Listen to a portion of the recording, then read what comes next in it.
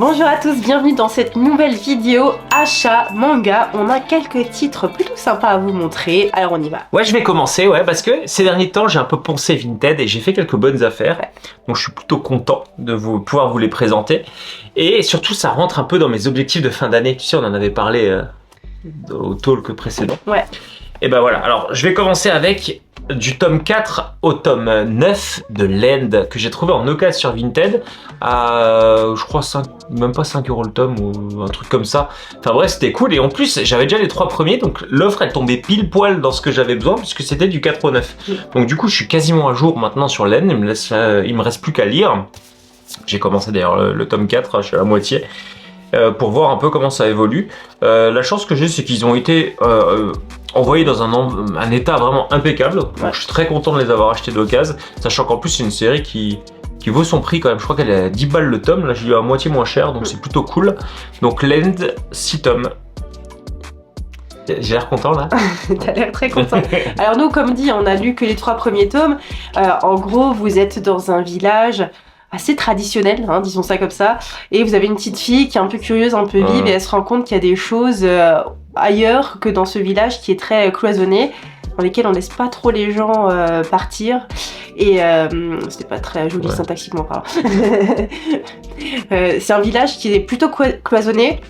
On laisse pas les gens partir comme ils veulent, enfin ils sont pas très libres, il y a de fortes traditions, on croit dans les kami, etc.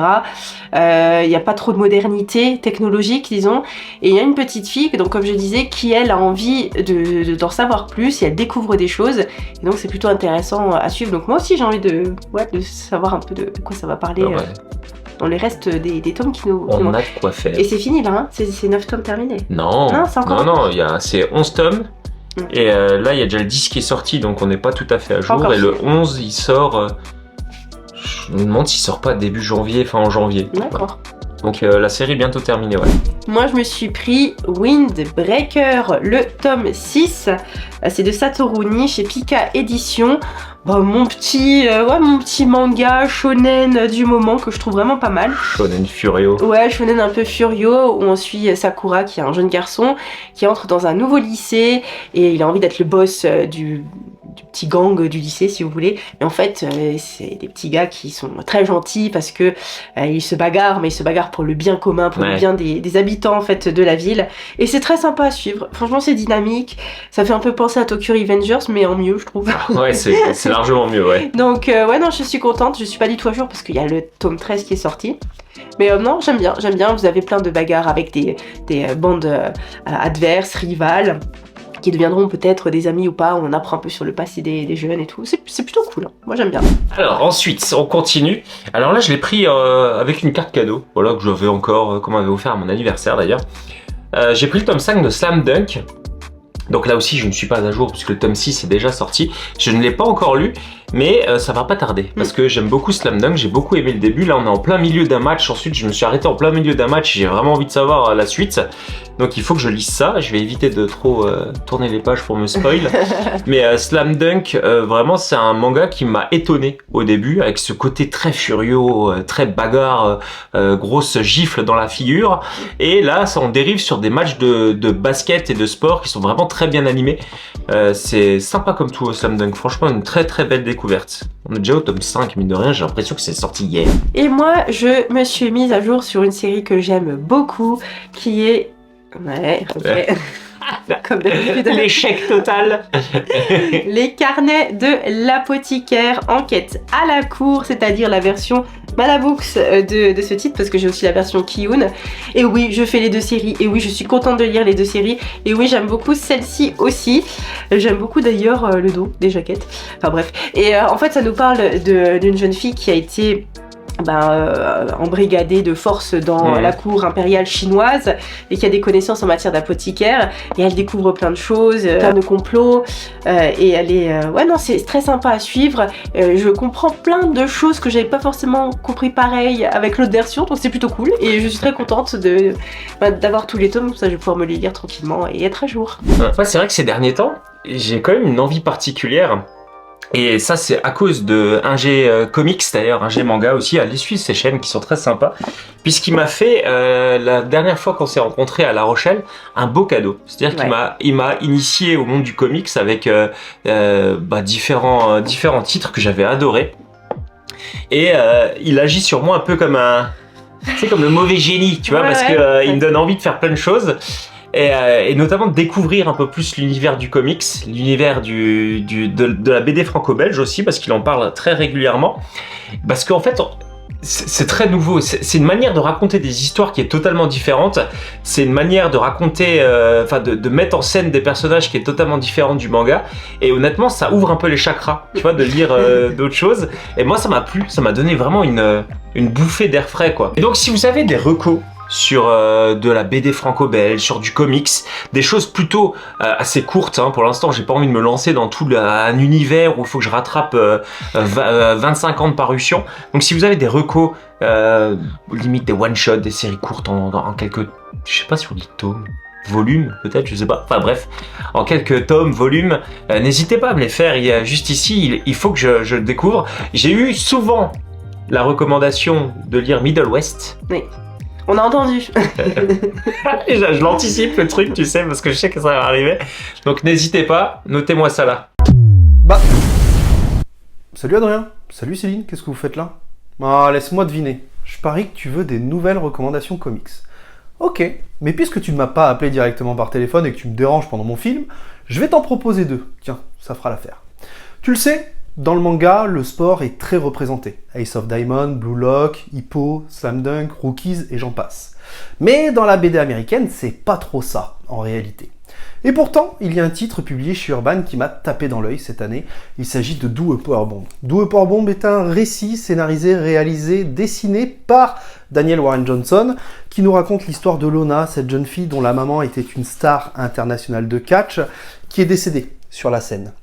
Et Lona, elle souhaite reprendre la route de sa mère, malgré son manque certain de talent, mais par contre, elle a une envie, elle a la volonté et elle a l'énergie. Et malgré toutes les personnes qui vont s'opposer à cette idée, eh bien Lona, elle va vouloir y aller. Et encore plus quand elle va rencontrer un nécromancien qui va lui proposer de participer à un tournoi dont le gagnant pourrait se voir réaliser ses rêves. Je te laisse avec cette première proposition, je ne t'en dis pas plus, mais sache que j'ai adoré déjà d'une part la représentation du catch dans la BD américaine, mais pas que, les thématiques, les dessins, beaucoup de choses m'ont plu dans ce récit. Et le deuxième récit que je vais te proposer n'est autre que Godzilla The Elf Century War, scénarisé et dessiné par James Tokoe, qui est pour moi une pépite, honnêtement, édité chez Vestron, qui nous raconte l'histoire du lieutenant Kentaro et son ami, qui vont faire face, eh bien, tout simplement à la marche de Godzilla lorsqu'il a marché sur le Japon, qui vont tenter de sauver des vies, qui vont traquer la bête, et de là va naître une véritable obsession pendant un demi-siècle pour le roi des bêtes. Je te propose ce récit bien évidemment parce que je l'ai aimé d'une part, parce que je trouve le ton très mature d'autre part, mais surtout les dessins qui ont un trait très asiatique finalement, très attrait à la culture japonaise et qui pourrait être une BD parfaite de transition entre le manga et la BD américaine, le comics. Voilà, n'hésite pas à me dire laquelle tu prendras et surtout, eh bien j'attends ton avis en review. Eh ben voilà, merci beaucoup Ingé, parce que... Voilà. J'ai acheté donc Do a Power Bomb que j'ai trouvé également sur Vinted. Ah oui. Donc dans un état impeccable. Là aussi c'est encore le neuf, tu sais, j'avais cette odeur caractéristique. Et honnêtement, ça a été très très sympa à lire. Alors déjà pour plusieurs raisons. L'histoire est simple. C'est une jeune fille qui est vraiment admirative de sa mère qui est une star du catch. Vraiment une catcheuse reconnue, très professionnelle, qui a un charisme fou, etc. Sauf que la maman de cette jeune fille va décéder dans le ring après un combat qui s'est plutôt mal passé. Et donc là, elle décide, elle, de se lancer dans l'univers du catch contre l'avis de son père, qui n'a pas envie de voir sa fille reproduire le schéma de sa femme, quoi. Et un jour, alors qu'elle est une catcheuse, elle, plutôt ratée, c'est pas une vedette comme sa mère, elle va faire la rencontre d'un type qui va lui dire qu'elle va pouvoir rencontrer sa mère à nouveau. J'en dis pas plus, parce que là, on rentre dans des subtilités un peu de la narration. Mais pour ça, elle va devoir affronter des catcheurs qui viennent de partout. Quand je vous dis partout, c'est pas partout dans le monde, hein, c'est partout dans l'univers, dans un tournoi où le vainqueur du tournoi va pouvoir gagner un lot spécial, quelque chose qui lui fait très envie. Et donc, vous l'avez bien compris, elle sait revoir sa mère. Je vous dis pas plus de choses sur la subtilité du récit parce qu'il y a d'autres choses. Elle va devoir faire équipe avec un autre catcheur. Vous allez apprendre qui c'est, etc. C'est très très très bon. J'ai adoré l'histoire. J'ai adoré également le dessin. Il faut le dire, enfin le dessin, il est magnifique. C'est vraiment une colorisation qui est parfaite. Vous avez des animations de combat. Honnêtement, des fois, elle se prend des pains, mais j'avais l'impression de me les prendre pour elle, quoi. Franchement, tellement c'est bien animé. Vous avez, hop, des combats hardcore sans limite. Hein. Là, c'est du catch, c'est pas la WWE. Hein. Il n'y a rien qui est scripté. C'est de la violence pure et dure. C'est pas à foutre entre toutes les mains d'ailleurs. Hein. Mais c'est vraiment de la bagarre pour de la bagarre. Avec toujours cette espèce de quête où elle espère revoir sa mère. J'ai trouvé ça génial. Tu devrais le lire d'ailleurs parce que y a des choses que tu vas apprécier dedans, je pense. Donc voilà, un pas de plus dans le comics. Merci Ingé. Ouais, je sais pas si je dois dire merci, mais je vais le faire quand même par politesse. Est-ce que on ferme là la parenthèse comics de cette vidéo? On va fermer la parenthèse comics. Encore merci Ingé. Allez, revenons dans du lourd. The Fable. Ouais, alors là aussi dans la finesse. Voilà, là pareil. Donc mon tueur à gages préféré, ultra professionnel. Il faut que je lise ça très vite parce que je suis pas du tout à jour. Hein. Il y a 18 tomes, je crois, qui sont déjà sortis. Le 19e va sortir bientôt. Et si vous voulez ça vraiment... j'ai du mal à me retenir de pas les acheter. Tellement je trouve ça excellent. Et d'ailleurs, en parlant de recommandations, je pense que beaucoup plus de personnes devraient le lire. Voilà, c'est fait. Ah, c'est un petit... voilà, non mais D'ailleurs, tu sais, la dernière fois, on parlait d'une série où il fallait qu'on se remette à jour et tu m'avais dit que tu avais très envie de te remettre à jour. Exact. Écoute... J'étais contente quand tu es revenu avec ça à la maison. Je me suis remis à jour sur L'Habitant de l'Infini, la nouvelle édition chez Saka. On avait adoré les 3 premiers tomes. J'ai pris le 4, 5 et 6. Toujours avec ma petite carte cadeau là, de mon anniversaire. Pas encore lu, mais j'ai aucun doute sur le fait que c'est des tomes qui vont beaucoup me plaire. J'avais eu du mal à rentrer dans l'histoire avec le tome 1, mais le tome 2 et le tome 3, c'était solide. Hein. Ouais. C'était solide, j'avais adoré.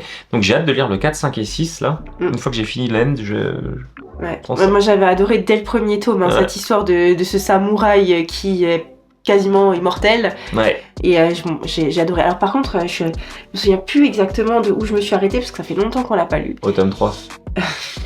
Oui, d'accord, mais où dans l'histoire? On va dire que je refeuillette on se remettra en tête le tome 3. Mais j'avais adoré. J'avais hâte de me remettre à jour sur la série, on pourra le faire, tiens. Je nous ai mis à jour également sur une série qu'on adore qui est Kindergarten Wars.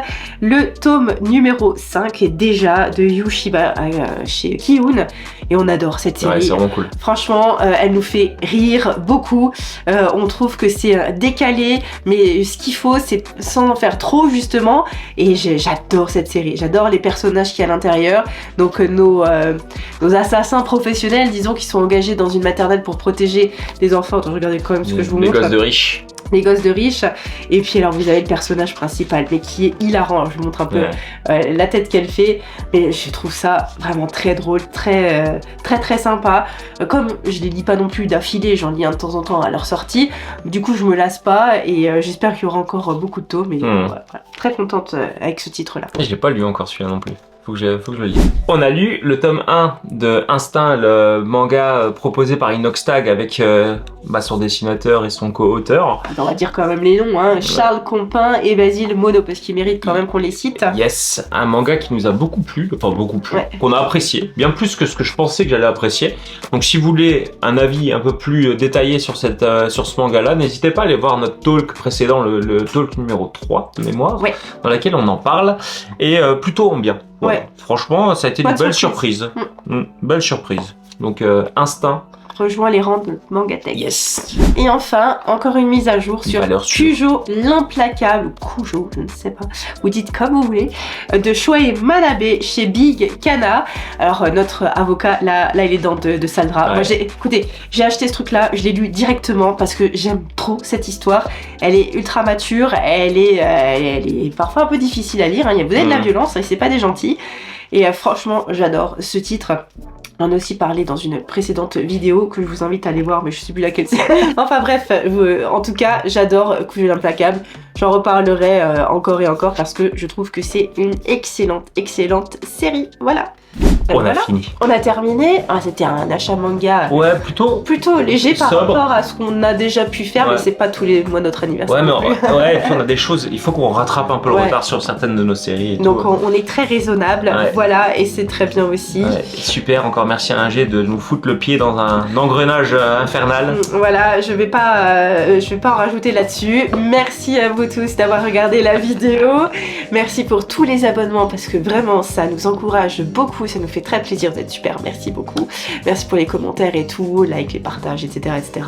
Et puis on se retrouve très bientôt pour la prochaine vidéo. Salut! Salut!